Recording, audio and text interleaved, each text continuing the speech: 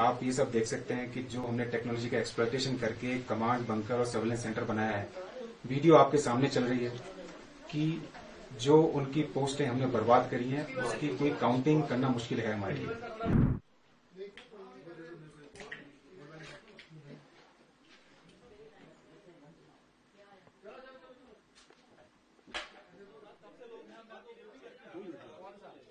अरे करिए ना आप कैमरा भी कितने बजे आए?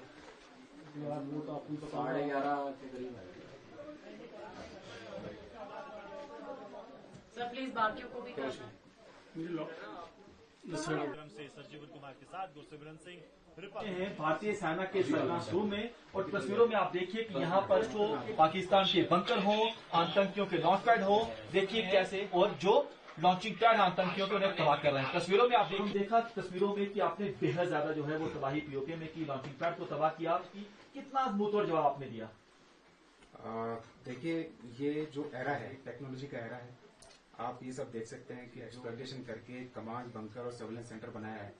वीडियो आपके सामने चल रही है कि जो उनकी पोस्टें हमने बर्बाद करी हैं उसकी कोई काउंटिंग करना मुश्किल है हमारे लिए। तो आप देखेंगे पुंछ में पाकिस्तान आर्मी ने क्या करा, न केवल उसने सिर्फ फौजी टारगेट को टारगेट करा, बट उसने सिविलियन जो हमारे निर्दोष नागरिक थे वहां पे भी उसने बहुत ज्यादा गोलाबारी करी। ये न केवल एक आर्मी का प्रोफेशनलिज्म स्टैंडर्ड है वो दर्शाता है कि ये कितने गिर सकते हैं, ये कितने निर्दयी हो सकते हैं, ये कितने शर्मनाक हो सकते हैं कि इस टाइप की हरकत कर सकते हैं।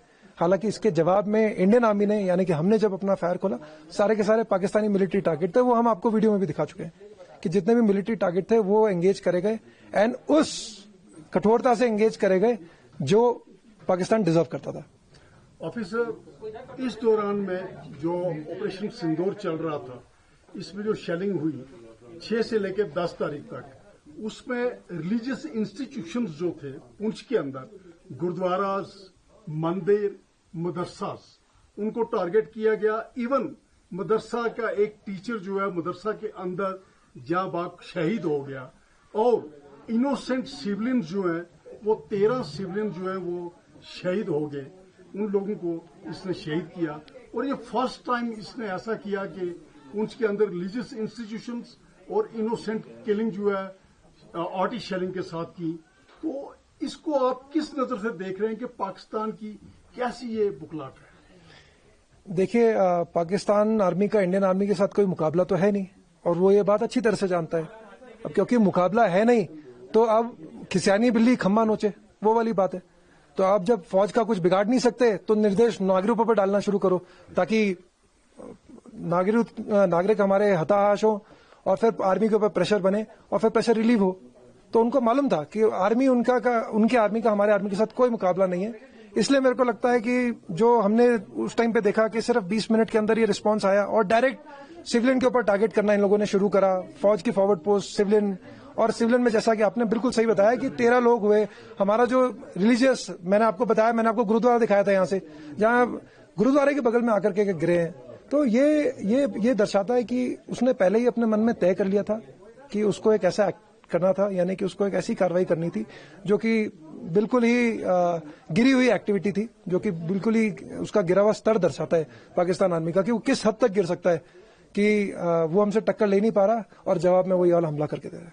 टेक्नोलॉजी एक ऐसी चीज है जो कि आजकल इसका अगर इस्तेमाल कोई भी फौज, किसी भी देश की फौज अगर ढंग से नहीं करेगी तो देन यस, उस फौज में कुछ ना कुछ कमियां होंगी। तो हमारी फौज, हिंदुस्तानी फौज ने टेक्नोलॉजी का पूरा इस्तेमाल करते हुए, आप देख सकते हैं आपके चारों तरफ जो ये कैमरास लगे हुए हैं, इनसे पूरा इफेक्टिव सर्वेलेंस किया, दुश्मन की पोस्टों पर नजर रखी। दुश्मन की कोई भी गतिविधि होती है, कोई आता है जाता है, तो हमें पता पड़ जाता है कि भाई वहां पर कितनी स्ट्रेंथ बढ़ी है या घटी है।